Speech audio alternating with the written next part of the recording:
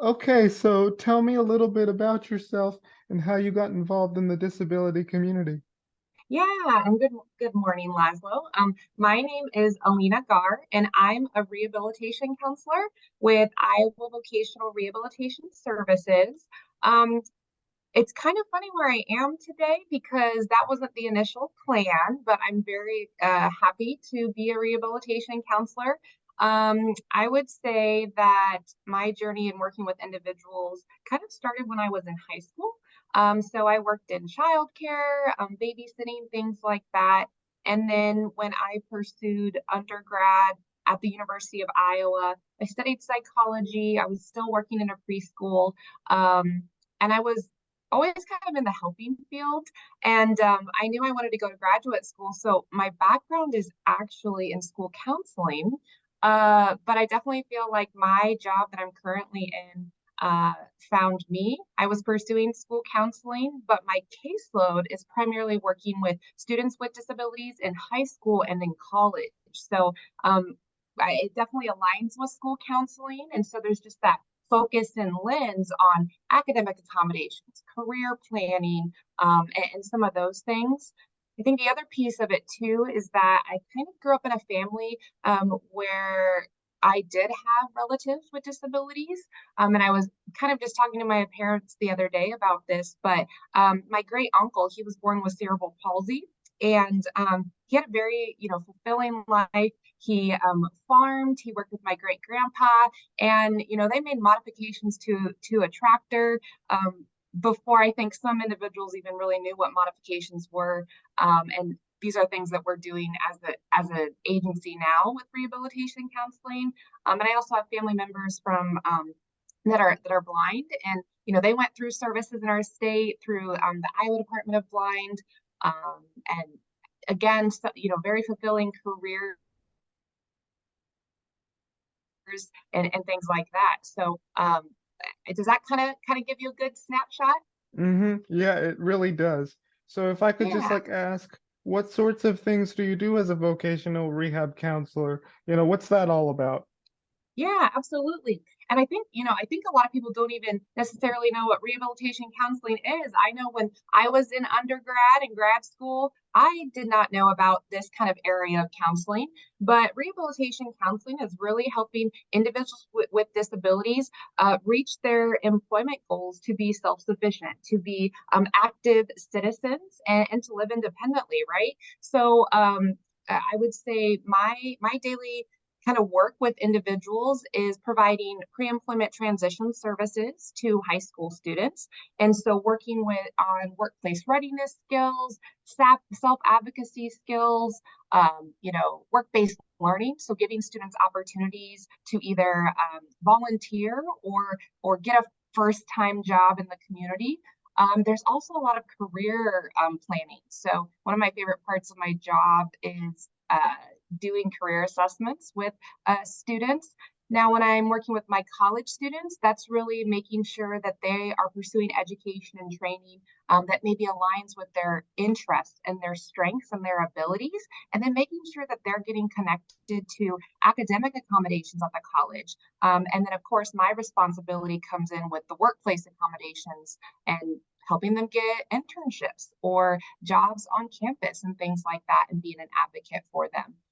But of course, there's always the discussion of disability and making sure they're accessing those resources so that they feel comfortable and confident as they, pursue their education and training. They graduate from high school, they graduate from college, and then they enter the workforce doing what they're interested in. Yeah, that's pretty awesome.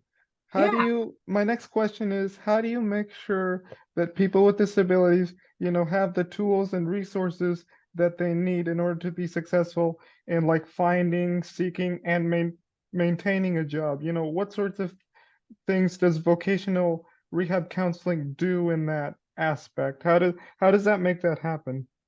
Yeah, so I think the unique thing about rehabilitation counseling and vocational rehabilitation services is that our services are very individualized, right? And so it's really having those focused and in-depth conversations and understanding my students and job candidates' needs.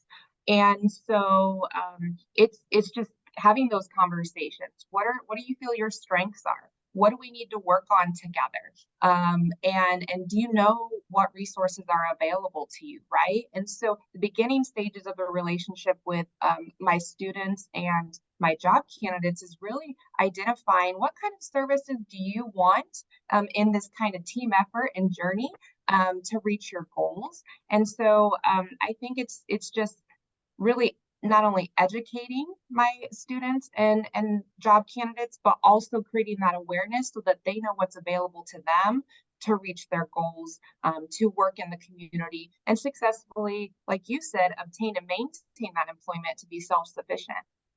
Mm-hmm. Yeah. So like what kind of impact does vocational rehabilitation have on like people with disabilities in general and like the community as a whole? Like what have you heard in those areas? Yeah, I mean, I know I get excited and pumped about my job every day because I'm seeing success stories, right? And I know that we're trying to do a better job about sharing those success stories.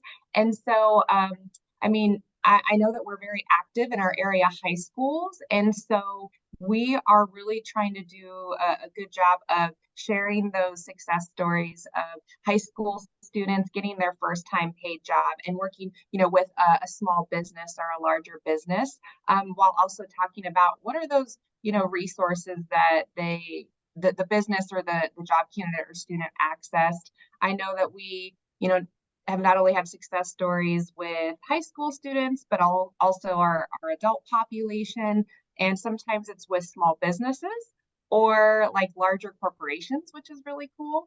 And so manufacturing, education, healthcare, and agriculture are some really huge career sectors in Southeast Iowa. And so we're really seeing some success of our job candidates getting hired in our school districts, whether that be as paraeducators, maybe teachers. We're seeing our job candidates getting hired in our local healthcare system as nurses, maybe PT or like physician or sorry, occupational therapy assistants, physical therapy assistants. In manufacturing, I've had a lot of success with my college students graduating from their programs and working as welders or machinists in the manufacturing sector. Those are just some of the things I can think of off the top of my head. And then we also have job candidates that are working to become entrepreneurs or small business owners.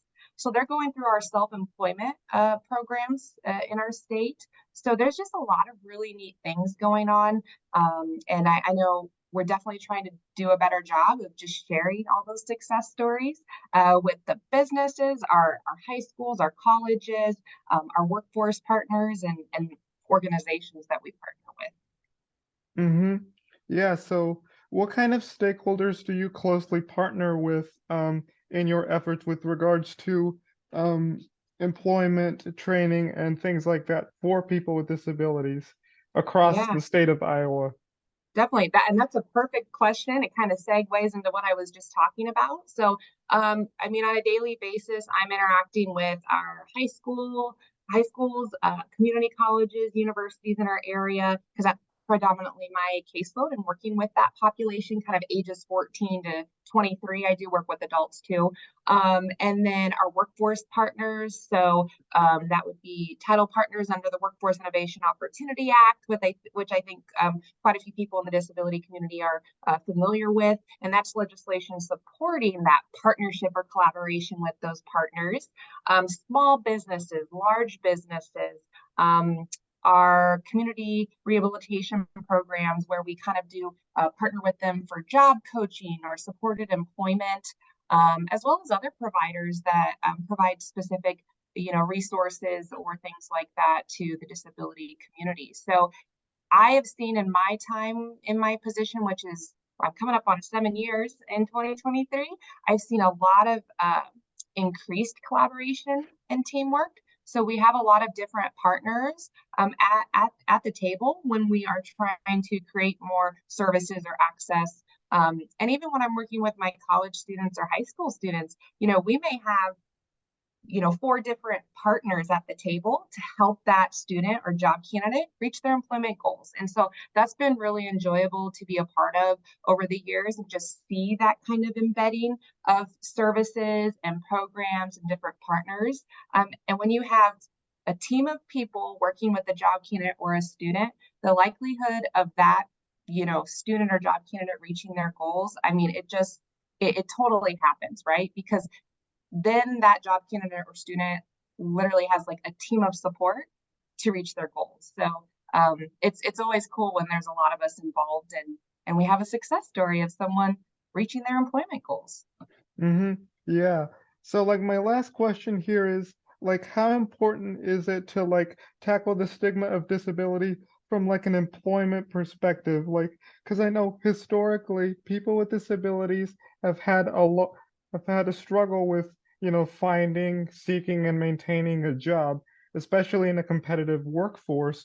So I'm wondering how can how can like vocational rehab organizations really help people with disabilities in that regard, to like find the tools and resources they need to really do those things. And, because, um, for example, in my case, I've been trying to like apply for journalism jobs, in Washington State, and it has been so hard. Like, Mhm.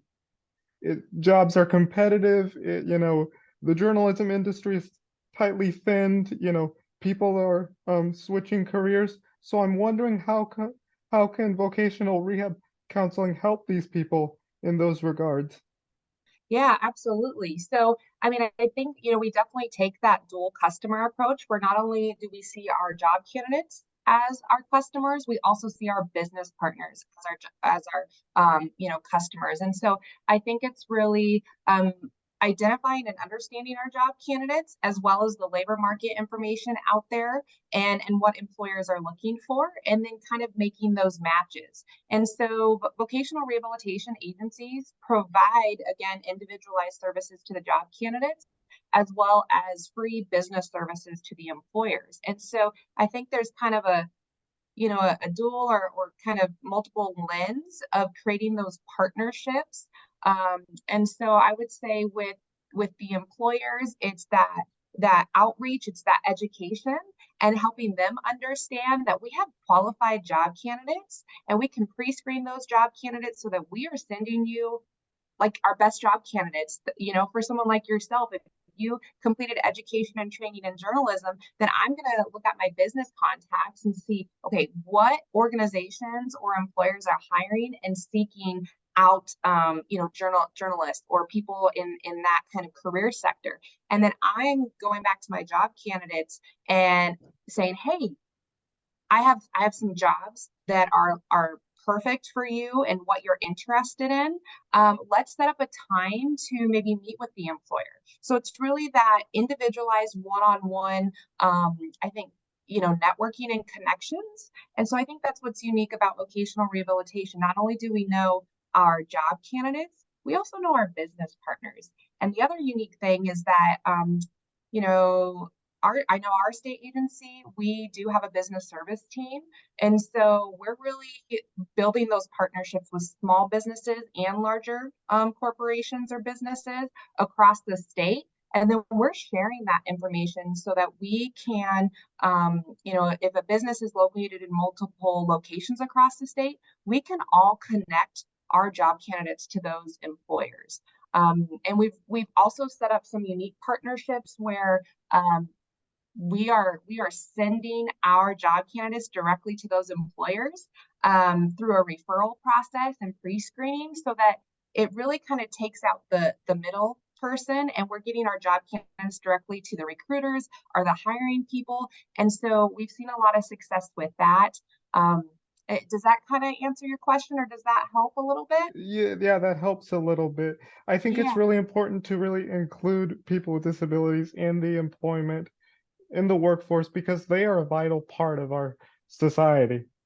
Absolutely. And I think that's where we've seen an influx in businesses requesting disability sensitivity training from us, or partnering with reverse job fairs specific to individual disabilities.